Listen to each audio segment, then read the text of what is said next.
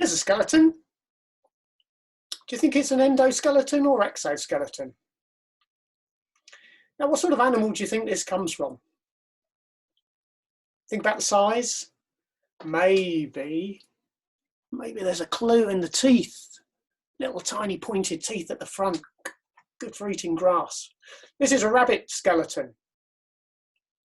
Now, I don't think you need to know all the bones of the skeleton, but we'll have a look at some of them. This is the skull. Skull's made of loads of different bones.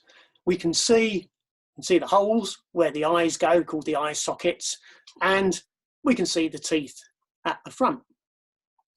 Now, the skull is stuck onto all these little tiny bones here. These are called vertebrae, and they go all the way down to the tail. All those vertebrae together make up the backbone. So a rabbit is described as a vertebrate.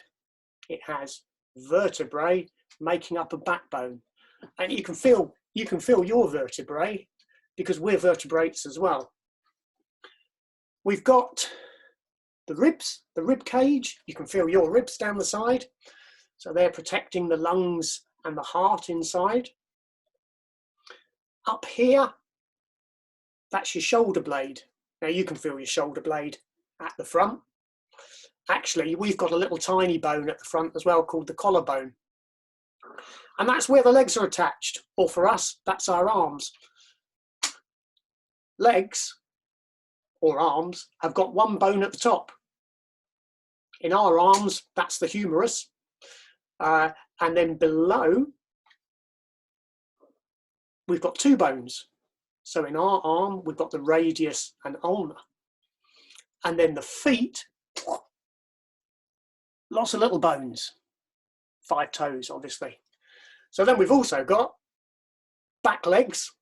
So our top big leg bone is called the femur. And then we've got 2 smaller bones below it, tibia and fibula. And of course, we've got lots of little bones in our feet as well.